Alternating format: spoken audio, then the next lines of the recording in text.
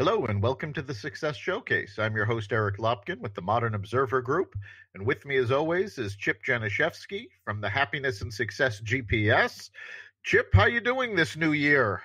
Doing great. What's a podcast again, Eric? Yeah. Wow. Happy 2019 to you, too. Yeah, we took a couple of weeks off for holidays, getting back into the swing of things. Oh, is it golf season? Not quite. It temperature dipped, but we've had some good golf days over the past few weeks.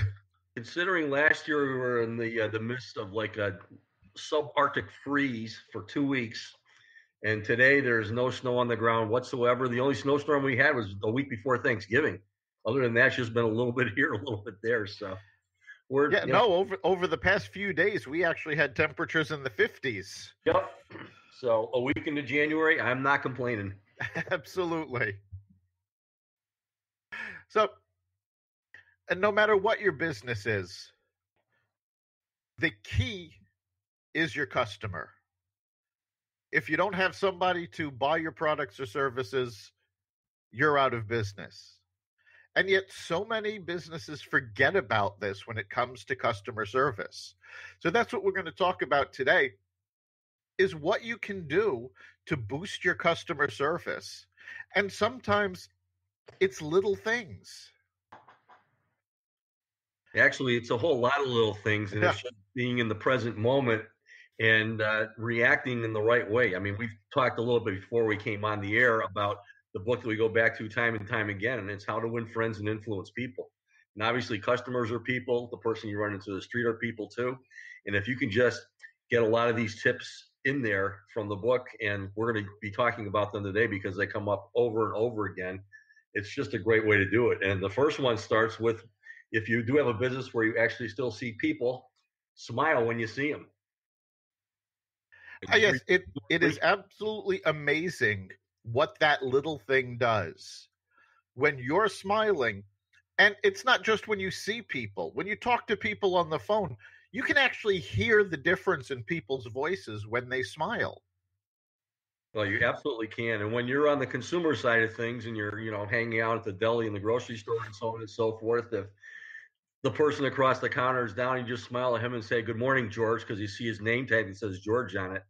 It makes it a whole lot better experience. So obviously, from a consumer standpoint, taking some of these things to heart will help you out too as far as consumer experiences go. But when it comes to treating your customers, it's really, really important to start out with a smile, have a positive attitude with them. Obviously, there's a lot of systems that you have to have in place to make sure things are done right. And these days, when so many things are being done online, and you have websites with chats and help desks and so on and so forth, if you coordinate things properly that way, it's going to help out a whole lot. Because the bottom line is, as a customer, you want to get an answer as quickly as possible. You want a painless experience.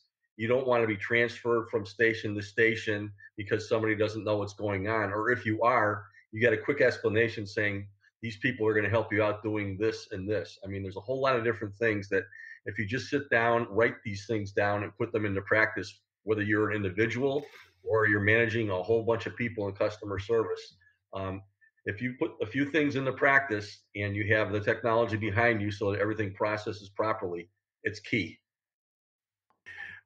Right. And the key word in that phrase is processes properly.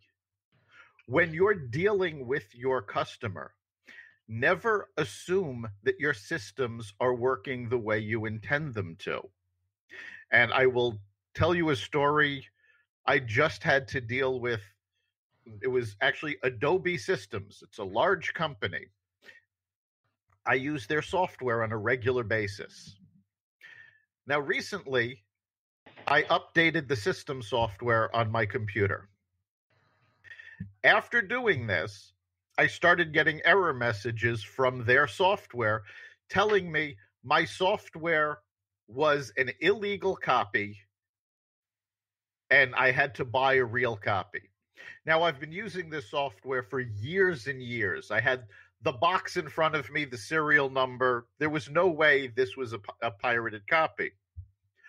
But I also knew from past experience that anytime I had updated system software, their software usually had a glitch like this because they have online systems geared towards finding people who are stealing their software. So I knew I had to call customer service and have them flip some switch or change a setting, whatever it is they did on their end, to fix the problem.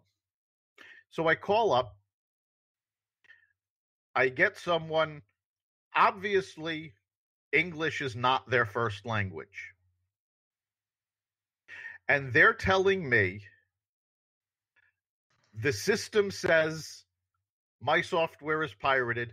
It must be pirated. I have to buy a new subscription to this software.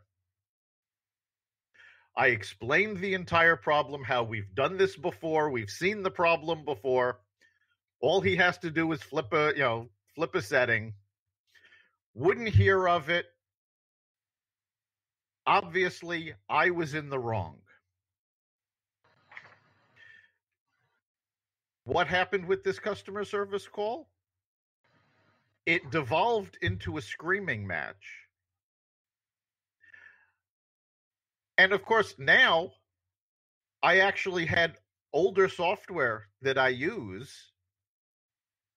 So I'm using older software and canceled the subscription to their current products. So they lost money.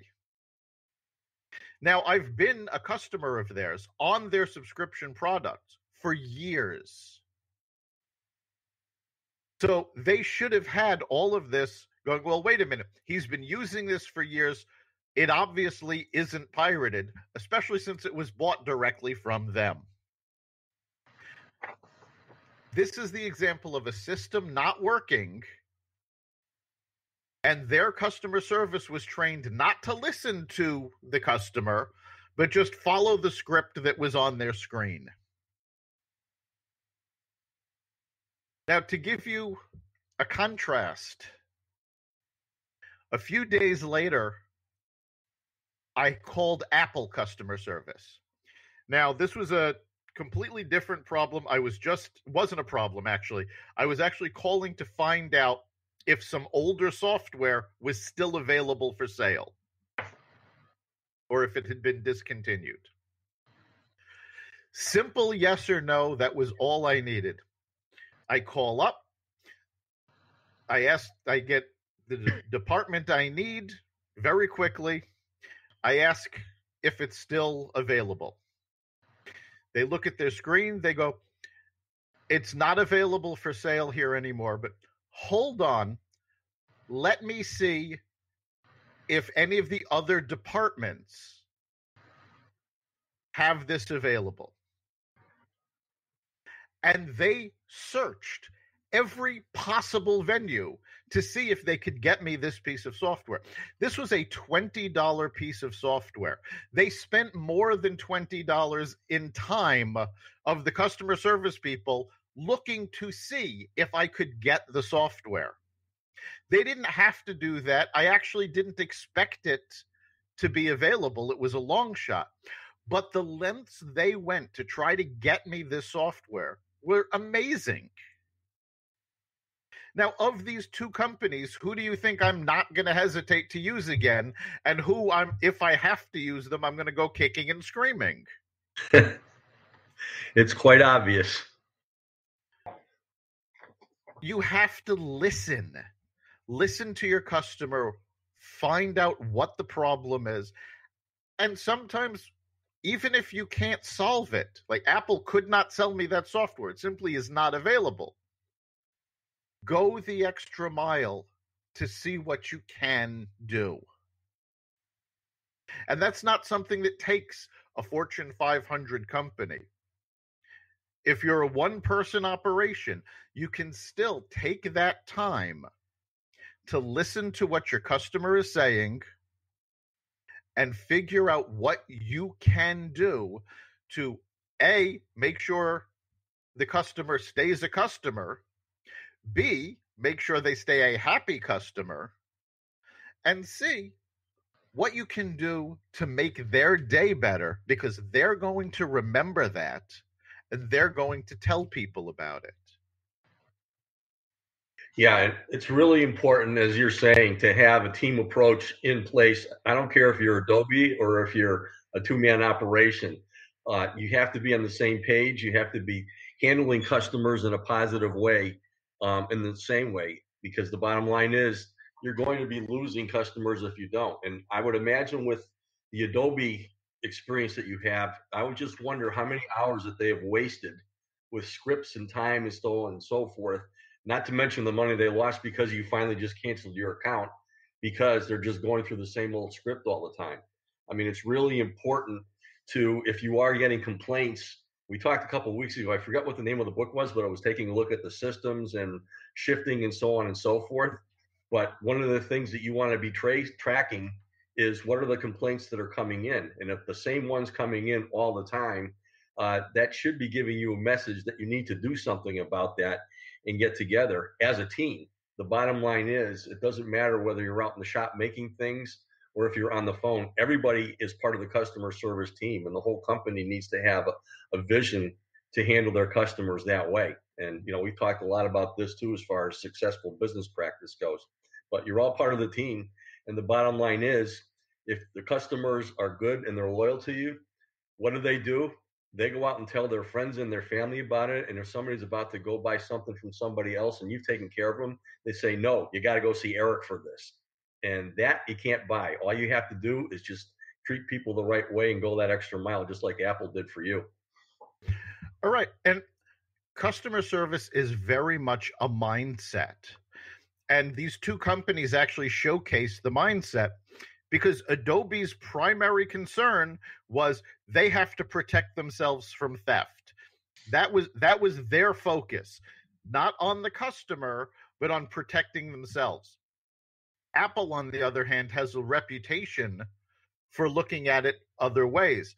In fact, there have been several articles written by people that work at the Apple store who had worked retail before and were amazed because at the Apple store, their training was all about how they could help the customer.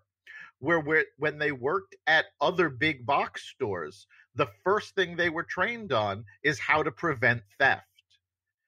So it really is a focus on who are you putting first, you or your customer. Yes, you do have to keep your needs in mind, but when you're putting the customer first, they are going to come back over and over again.